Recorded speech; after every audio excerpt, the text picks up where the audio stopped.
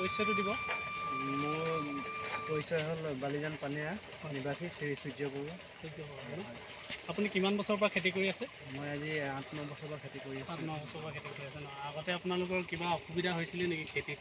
খেতিত এনেকৈ পানী চানীবিলাক অসুবিধা হৈছিলে। এতিয়া চৰকাৰ ফালৰ পৰা এই বিভাগৰ কৰ্তৃপক্ষই মই নাজানো বিশেষ নামটো জলসিঞ্চন বিভাগৰ পৰা আপোনাৰ এইটো সুবিধা দিয়া হৈছিলে এই আঁচনি।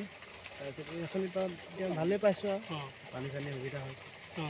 আপুনি হয়তো বহুতে উপকৃত হৈছে এইটো আঁচনিৰ পৰা।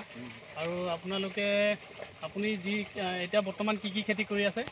এতিয়া বৰ্তমান মই দেখিছে বীজ জলকীয়া, তাৰপিছত আপোনাৰ এইবোৰ লতাজাতীয় বস্তু ভেন্দি ধৰ দাংবডি, ধুন্দুলি, তিয়ঁহ আছে, হাৰভোল আছে, আপোনাৰ জিকা আছে, সেইবিলাকে আৰু। আপুনি এই আঁচনিটো নোপোৱাৰ আগত আপুনি পানীৰ ব্যৱস্থাটো কেনেদৰে কৰিছিলে? এনেকৈ আৰু এনেই কাৰেণ্টৰ এটা মটৰ কিনিছিলোঁ সৰু, তাতে চলাইছিলোঁ এনেকৈ কৰিছিলোঁ। আৰু এতিয়া আপুনি যথেষ্ট উপকৃত হৈছে এইটো। এতিয়া বৰ্তমান কি খেতি আছে? দাংবডি, জিকা, ভোল, আপোনাৰ ধেৰ অন্যান্য কিবা খেতি। ৰঙালাও কৰিছিলোঁ, ৰঙালাও আদায় হ'ল। হয়, আপুনি এতিয়া এইবোৰ খেতিত মানে কিমান লাভৱান হৈছেনে নাই?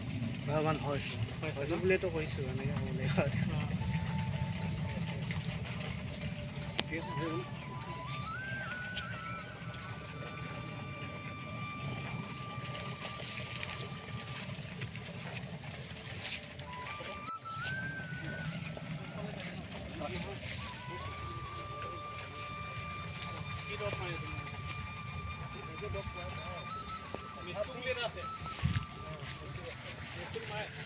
কৈছে ন